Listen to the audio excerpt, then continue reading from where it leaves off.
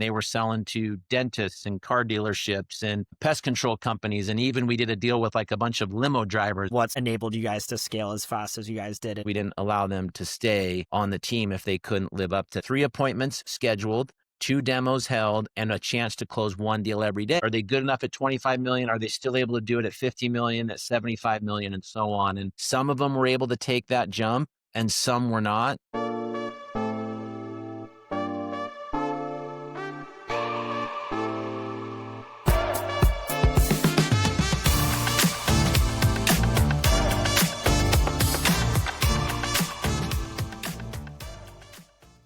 Hey guys, I'm Soward, co-founder of Orbital. Really excited today to have Than Hancock, Chief Sales Officer at Podium. Reason why we invited Nathaniel onto the show is he actually was the 3rd sales hire at Podium. It was 18 employees when you joined. And he's now seen the organization grow to 350 plus sales folks globally and seen Podium scale all the way from about $1 million in revenue to 200 million plus.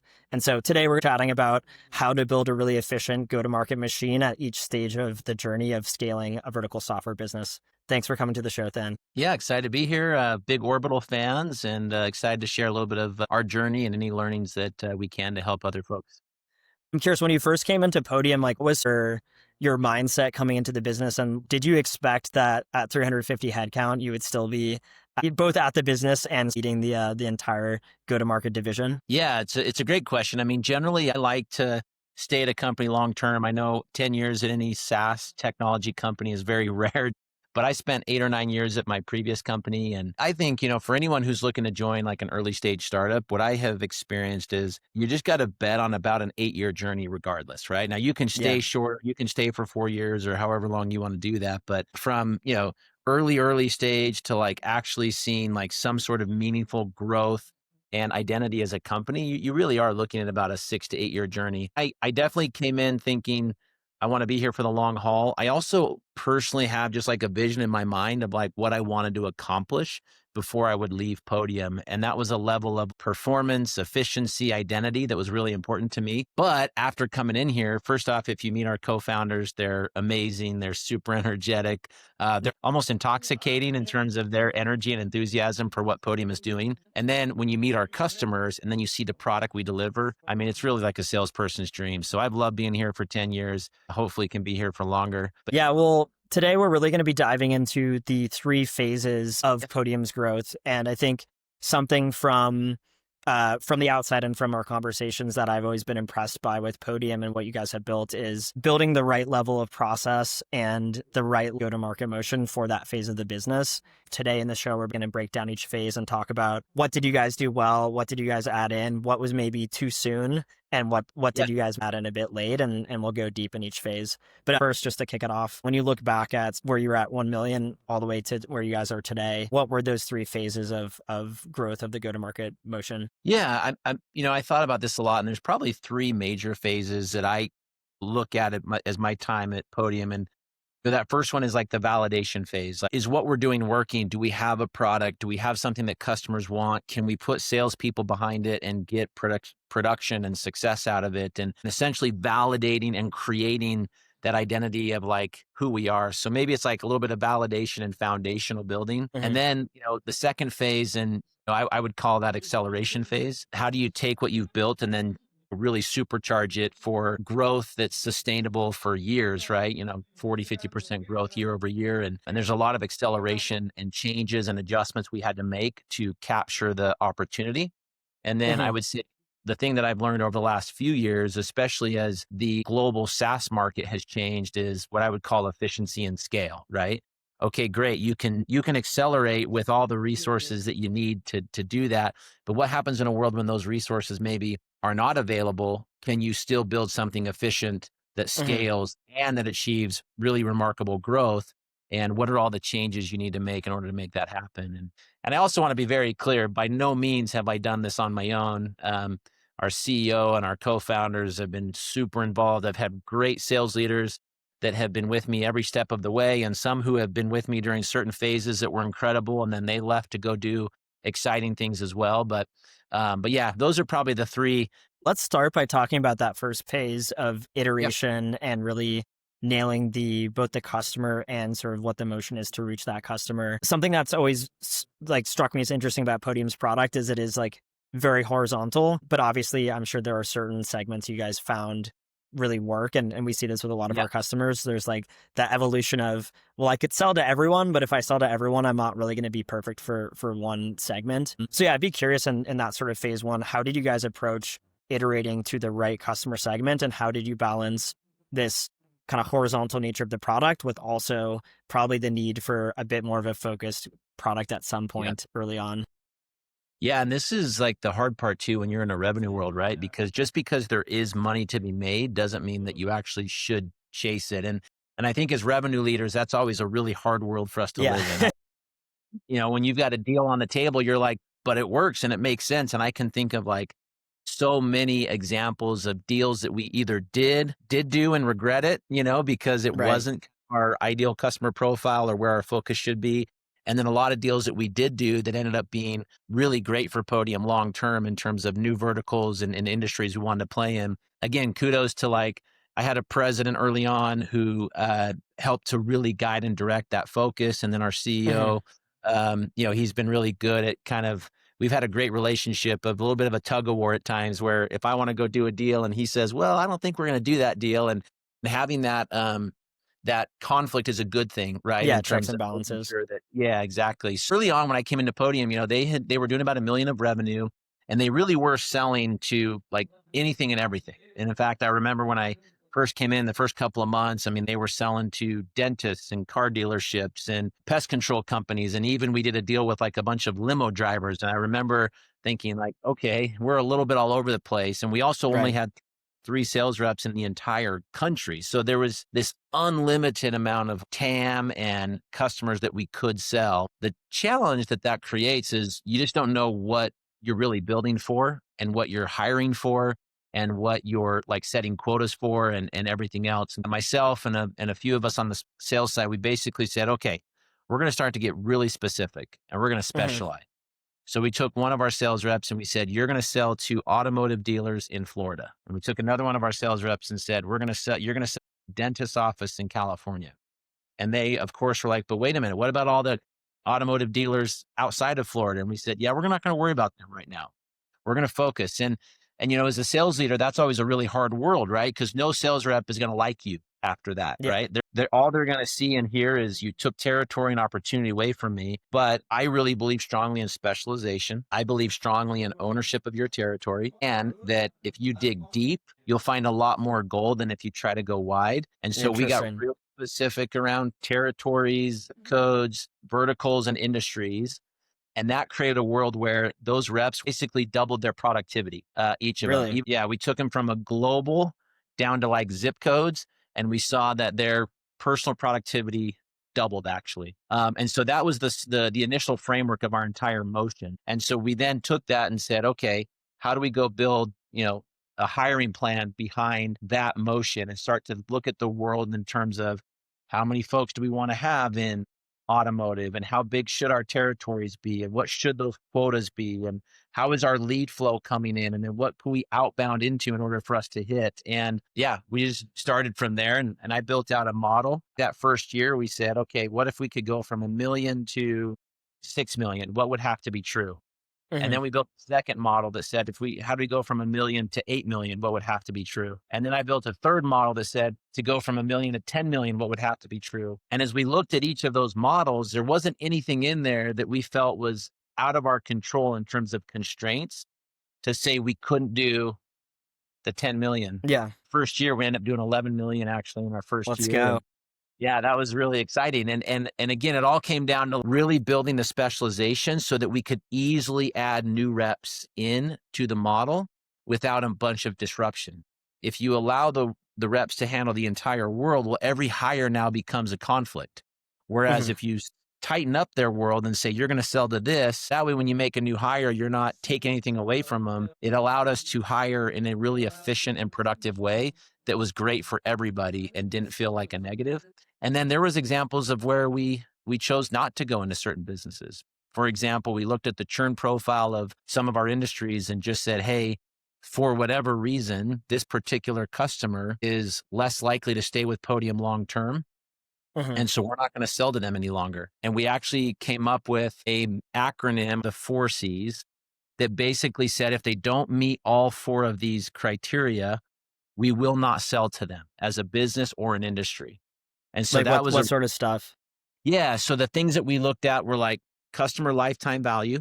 Are they in a competitive market or a competitive geography? Which is positive?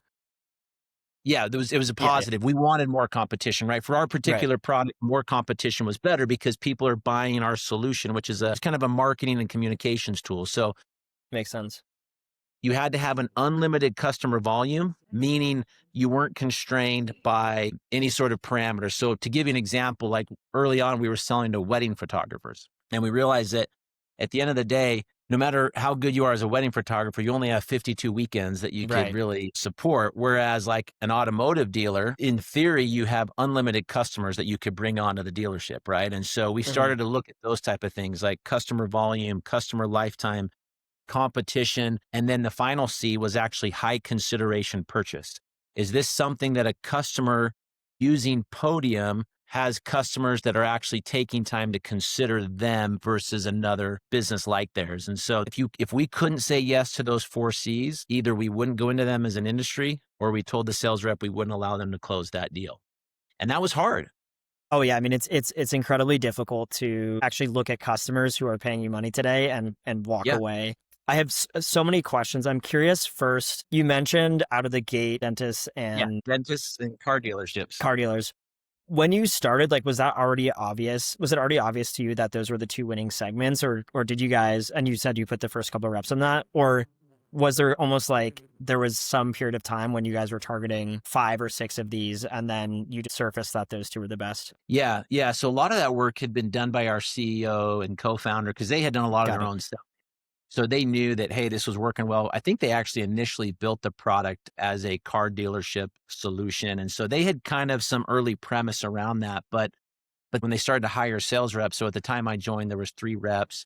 Those reps didn't have the same parameters. So they were selling into anyone To and anyone. everyone. I remember there was a fitness studio that was they were selling a lot of this like fitness studio that I think somehow came inbound, and so they started to run with it. There was a lot of noise in the customer set and who they were selling to.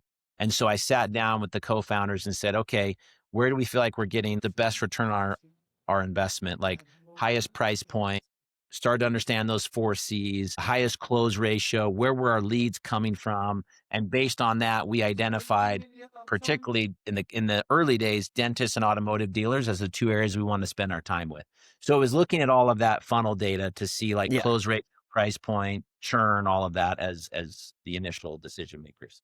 Why two instead of one or three? And especially Yeah, given these are like two actually like very different. I'm sure yeah. they match all 4 Cs, but those are two like obviously very different kind of customer segments. Yeah, that's a great question. That actually is one of the areas where myself and the original, the co-founder, we originally had some conflict because I think in their mind they probably would have wanted to just do automotive. And I said, hey, I think it's early to make a definitive decision on one particular market and limit our TAM too much. Mhm. And we've got enough data in both categories that tells us we should at least explore both. And the commitment I made to them is if at a certain point one really wins out, that's the path we'll go down. But I thought it was still a little early. The other thing I'm really a huge, huge proponent of is in any decision you make when it comes to like the market you go to, you have to have at least 2 sales reps in each of those. And so that was the other thing is, I didn't know if we had enough information yet to make a decision based on one rep's feedback, right? That was the other problem is, Right. I could tell you, Riley, that automotive is the best market ever, the worst market ever. And you don't know unless there's a second data point. And, one person's attitude towards something can really impact your decision if you don't have a second data point.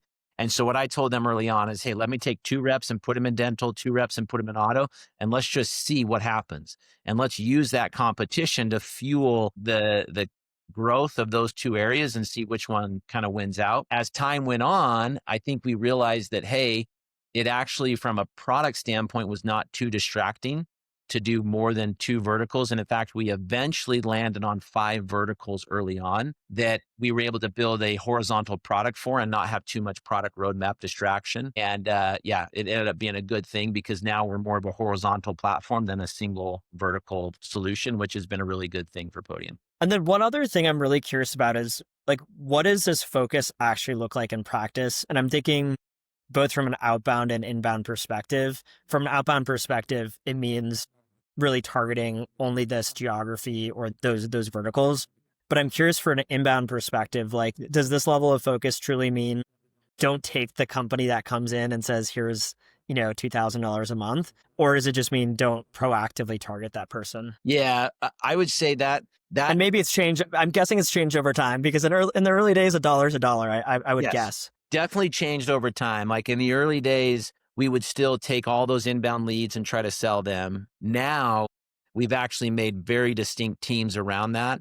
And we have very distinct product mixes that we sell to people outside of our core ICP. So if an inbound lead comes in, they have to have a certain product mix for us to even sell them. And if they're not willing to buy that entire product mix, we just say, thank you, but you're not a good fit for us right now. Because that churn profile we know without that product mix is just way too high. I think one thing I would love to share with any of your revenue leaders, I think generally we look at ourselves as salespeople and churn lives in the side of customer success. But in my 10 years at Podium, what I've realized is the only thing that can truly impact churn in a meaningful way is who we sell in the first place. And that took me a long time as a sales leader to get to. I was probably a little bit immature in the way I thought about churn. And I thought, well, it's my job to sell it. It's your job to take care of it. And obviously, if you're a CRO, you own all of it. But what I've learned over time is just how critical what we sell on the front end is and how we sell them and what products we sell them to then the long-term success of that customer from a churn perspective. So yeah, early on, we just wouldn't proactively reach out to those folks. We also spent every dollar in marketing on just the verticals that we felt were a good fit. We didn't spend any dollars on anything else. If they did inbound, we would sell to them. And then as we got into acceleration phase where we wanted to really grow, it's interesting, those verticals started to become a little bit broader. So we went from like dentists to like healthcare, which, that's a pretty big leap to go from. And next thing you know, we were selling to dental offices and orthodontics offices and audiology clinics. And we started getting into like urgent care. And then on the automotive side, we went from like automotive dealers to used car dealers to power sports. And so, as we were in acceleration mode and we were trying to generate as much growth and revenue as possible, I think we allowed ourselves to stretch that definition a little too much. Now it paid off because we were hitting big revenue numbers, but at a certain level of revenue, the churn caught up to us eventually, and we had to really tighten it up. So now, if you look at Podium's ICP, we are very, very, very specific in 3 sub verticals. Like, it's not even like home services. It's like a specific industry within home services and a specific customer within home services. So we kind of went from everywhere to specific to broad. And then as we've gotten to scale back. And, it's a journey that you probably all have to go through. I think if I had the chance to do it again, I would not have allowed ourselves to get so broad in that acceleration phase as we were trying to hit revenue targets every year. I think we could have done it without having to make excuses or sacrifices on the churn profile.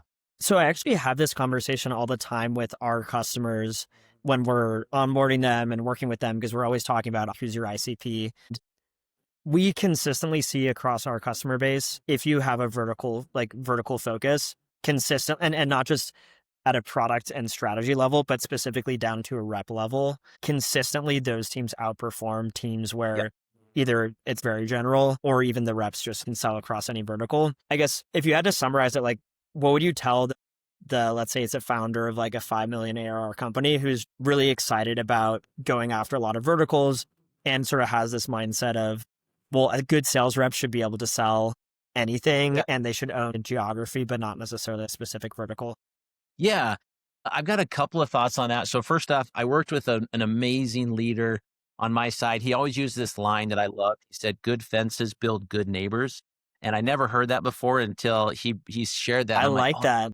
That makes a ton of sense. And so first off, I think one of the things you're trying to do as you're scaling is you're trying to build a culture within your sales team of everyone winning and working together. And I think one of the areas that I found when I first got to Podium, it was kind of the Wild West, right? Like every lead, it was, if it came in, there weren't a lot of rules around who owned what or what funneled to who. And I think what I've seen in those worlds where your definition of like the rep's territory or the customer profile is too broad, it creates a lot of wasted time, both in terms of like low close rates and reps wanting to like say, well, that was my lead or my deal or my this or my that. And it just creates, I think, a pretty negative culture. So one of the things I would tell a young founder is the more you can dial in your market, your definition of your ICP and the territory the reps go after, the better culture that creates. Because again, good fences build good neighbors. So a lead comes in, it's very clear who owns it, who doesn't, right? And then you can start to monitor the efficiency of that particular rep in a funnel that really tells you if they're good or not. So I think the first thing I would say is the more defined you get, the better you can monitor that particular funnel of either that industry, that product, or even that sales rep. The less that's defined, there's a lot more asterisks within your funnel. Yeah. Well, oh, their close ratio is this because they have this territory or they got this lead or whatever. The more equal and defined you make that, the more you can assess based on just straight performance rather than having a lot of variables in there. The second thing I would say is I use a lot of sports analogies, but the one that I think of is like muscle memory, right? So you hear this a lot in sports, which is you go up to a free throw. You don't want to have to be thinking about how you're going to shoot that free throw. You should have shot so many times that it's just muscle memory, right? Your body just knows exactly how that feels to make a free throw. And I think the same thing for sales reps. The more muscle memory you can create for them when it comes to taking a demo, the better. So it's not about like great sales reps should be able to do X or Y. Yes, that's totally true. But you get more productivity out of them if it's just everything is done by muscle memory. So as silly as it sounds, I don't want my reps to have to think about, oh, this is a car dealership. I need to make sure I say lot versus office. And I need to say customer instead of patient. Or I have to know that they're on automotive software versus a dental software, right? And what CRM they use versus not. Like the more of that can become muscle memory that takes away the thinking, it just allows them to focus on the customer, right? It allows them to focus on listening and identifying pain and trying to find where our product provides solutions to that pain. The less they have to think about all that other stuff, the more they can listen and focus on the customer. So that's what I would tell a young founder is like, hey, you're just trying to create muscle memory and the best performing funnel possible. And the more you can take out some of that thinking, the better. Carrying it forward to phase 2, what do you think you guys like really got right kind of post 20 million? You guys have very dialed in verticals, and what sort of enabled you guys to scale as fast as you guys did in phase 2? Yeah, I think there's a couple of things that I would attribute to that is first off, like we were really good at defining what a good day, good month, good quarter look like. And one of the things that I've always felt strongly on is I don't ever want to run a quarterly sales motion. I think if you can't fit success into a month, then you should try to manufacture and re-engineer it so that everything is monthly performance. So, Podium, we've always stayed true to this idea of like we run on a monthly quarter or a monthly quota, which means that like every day matters. You have to know exactly how you're performing on the first day of the month, the middle of the month, and the end of the month. And I mean, it's exhausting sometimes. It's like running like 1,200 yards. Yeah, you get to the end of the month and then it's like back to the beginning. You've got about 6 hours to enjoy it. And then you've got to get right back at it because that quota is coming fast. But I would say like that's one thing that we've done really well in terms of acceleration is staying true. And there was moments where we tried to move to quarterly and I just never felt comfortable with a world where, man, if we get off on the wrong foot, like there's not any scenario we could catch up fast enough to make up for the quarter. And so we always have run monthly. And then we are really good at breaking that down into like weeks and days. So I had a mantra early on at Podium, which was 3, 2, 1. And that was a thing that we defined for everyone, which is what a great day looked like, which is 3 appointments scheduled, 2 demos held, and a chance to close 1 deal every day. And we made that the mantra, and all of the input metrics funneled down from there. So in order to get 3 appointments, you had to have X number of calls and you had to put in X number of effort. And so I think that was something we did really good is once we had that validation is then creating the system of what does it look like on a daily, weekly, monthly basis for us to be able to perform. And then as we added people in, and we started to grow the team, that culture permeated throughout everything. And so if we added somebody in who wasn't able to keep up with that motion, it was very clear. And of course, we didn't allow them to stay on the team if they couldn't live up to that. So I think that was a big part of it. The second thing, though, is what we found is at about 25-ish million, the leaders who we believed in early on, some of them were able to take that jump and some were not. The sales reps we had early on, some were able to take that jump, some were not. And when I say jump, I mean things like increased quotas, more complex products, potentially shrinking territories because we were adding more sales reps and building the team, and just culturally and kind of attitude wise, right? Like some people didn't want to see us grow. They didn't want to see us become a big company. We had to change things, like we had to increase quotas. We had to take away some of our discounting tools. We had to increase our price point on some of the products and the complexity of the products. And what we found is it was a constant evaluation of who is taking the leap with us and who is going on this journey with us and who isn't. And if they weren't, it wasn't that we fired them. It was just like, let's find what they need to do to change, or how do we put them in a role or a position where they can get there, right? And so, we had a lot of leadership early on. And I think out of our 7 leaders, only one of them eventually kept growing within Podium and became a VP for us. We went on a journey to go hire really great outside talent who had seen that leap from 25 to 50 to 100. We brought in folks who were able to help us really build that. And then those individuals were able to take our current team and develop them so that they could be ready to then internally promote. So that was really awesome to see. Is some of them we just said, hey, you're doing amazing, but we need a level of experience and performance that you're not quite ready for, but we're going to bring somebody in who we believe can teach you to do that. And then you can get there. And we saw a lot of those folks eventually get there with us, which was really exciting. I would say those are the 2 biggest things, is like that constant drumbeat of monthly quotas to keep that acceleration and performance. And then we had to just constantly evaluate everybody. Are they good enough at 25 million? Are they still able to do it at 50 million, at 75 million, and so on? And that's hard, right? I'm curious. So on the flip side, it sounds like during this phase, you guys also, to just grow faster, started to broaden your definition of your ICP. I'd be curious to hear what sort of led to that decision. And then I guess more importantly, like how fast did you start to see the downsides and then actually course correct? Yeah. So one of the reasons this happened is we went from 15 sales reps in 2017-ish to almost 100 or so by the end of like 2019, 2020. And so to do that, your leads got to come from somewhere. A lead's got to come from somewhere. You got to go to some trade shows. You got to find the right whatever. And so as we tried to hit these new revenue goals, we also then tried to stretch like what was defined as like our ICP. And so like the good example I would share is, we were really big in the retail space. We were selling to furniture stores, appliance stores, mattress stores, jewelry stores. But as we added reps in and our lead volume started to slow down in those areas, well, not slow down, just we started to spread those leads out among more reps. We found that, oh gosh, we need to find more leads to get our reps to the number and to hit quota. And so next thing we know, we started to look at like music stores, bike stores, pool and spa stores, right? And so we really started to stretch that definition of like a retail operation or high consideration retail or competitive retail. I don't think it was like the wrong move of like they were necessarily bad businesses, but that also started to put a huge strain on our product and CS team, right? So now you think of like specialization, and now you're going from, well, we have to have product, partnership, CS, and onboarding, not only for jewelry stores and furniture stores, but now bike shops and pool and hot tub owners, right? And you're like, it just started to really strain the entire business as we stretched that ICP. I look back and, probably shame on me for not just holding that line better and also like pushing the team to get more efficiency out of those verticals and industries that we had already dedicated to. How did you know it wasn't working? Like, what are the signs? Because there's obviously some balance in you do, as you grow, want to find new use cases and unlock new verticals, because as you pointed out early on, like if you're just building for auto shops, like that TAM is only so big, and it's still big, but it's going to cap out at some point. So Yep.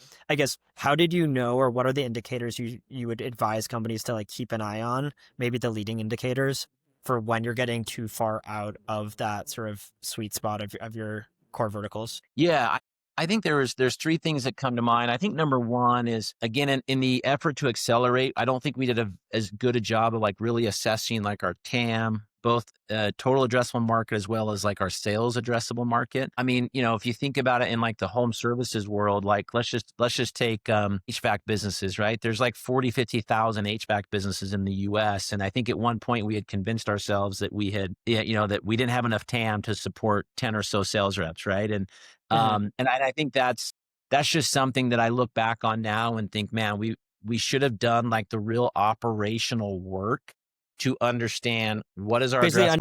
understanding the actual TAM and how Yep. we see this all the time from companies, like how far can you get, right, based on like pretty high confidence estimates of Yep. accounts of like a certain size.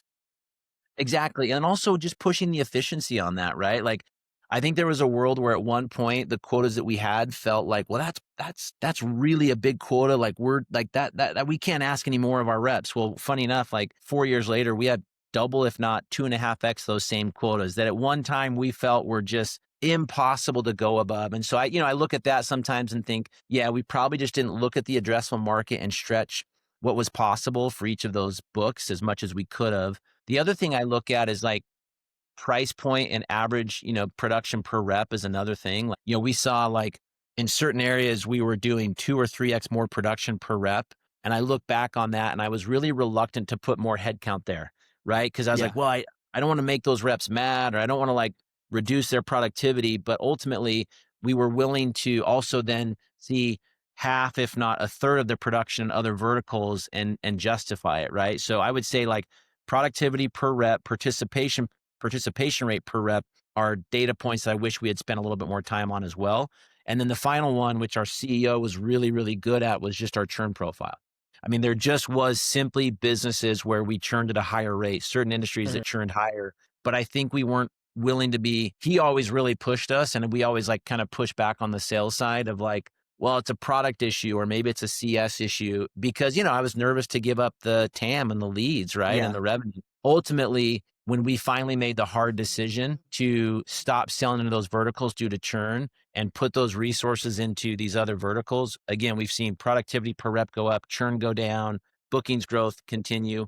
And one thing I feel like I've learned in my 10 years at Podium is by and large, whenever I'm pushed on something, my first reaction is to go negative, but it's always worked out. Yeah. We've always figured out a solution to get past it. And so now I feel over the last couple of years, I've been much, much better at like, okay, this sounds hard. I'm not super excited about that, but we can do this. And our reps are resilient and we'll get through it. So What's in practice, like in theory, makes sense. We need to go drive more efficiency from reps. What does that actually look like tactically? Because I'm sure in practice, it's a lot harder to go say, we're going to cut our TAM and instead give reps a smaller territory and squeeze out. Like, what does it look like to actually squeeze more out of yeah. like a smaller territory? Yeah, we're going through that right now in our planning process. The thing I always look at is in any funnel. So as you look at leads coming in, appointment set, hold rate, conversion rate of those appointments into opportunities, and then eventually opportunities to close one. What's the average price point on those deals? We look at two things. So first off, I look at what I believe industry standards should be in order for us to justify resources in this particular vertical, right? So I think number one, you look at your funnel and say, hey, is there anywhere in this funnel where we're just not meeting industry standards? Like, so a good example of that is like a close ratio below 30%, right? If you can't close 30% or better, I think you got to look at that funnel and say, okay, is this a product market fit issue? Is this a hiring issue? Have we just not hired great sales reps, right? Like industry standards should say 30%. So I think the first thing I look at is every part of the funnel and say, are we meeting the industry standard? Okay. Mhm. Then if I'm going to make a significant change, I then try to look at like, okay, what is 1 to 2 areas where I believe we can be not just industry standard, but gold standard in these particular areas. And what would it take for us to get to that gold standard? So we're going through a process right now with our SDR team where we've been hitting a certain number of held demos per SDR every single month, which has been really, really good for us. We've hit every booking goal we've had. But I would say we've been allowing ourselves to be industry standard in the held demos, not the gold standard. Right. And when we look at like, okay, what would it take to get to the gold standard?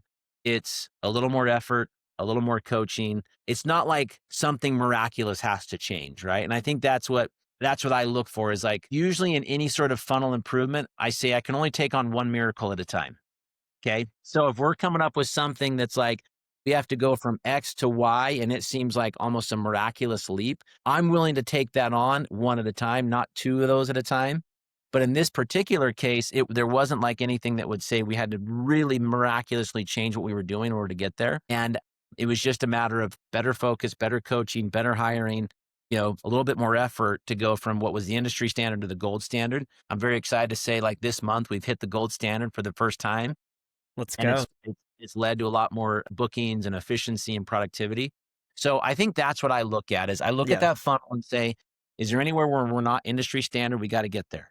Number two, if we look at that funnel and say, hey, where is one area that we feel like if we could go from industry standard to gold standard, it would have a massive impact? And then assess what would it take to get to that gold standard. And as long as you're not dealing with just a miraculous type improvement that has to happen, you go and attack that one thing. And attacking that one thing has paid off for Podium. I'm curious, looking ahead as you guys enter phase 3, what do you think is going to be that next like miracle, or what do you think you're going to have to really nail as you guys scale from where you are today to even more revenue? Yeah, the biggest thing that I've been focusing on is our systems and our scalability. And like, if I build something and I go and hire an outside hire, can that outside hire with a little bit of effort and a little bit of commitment on their end be successful in that system?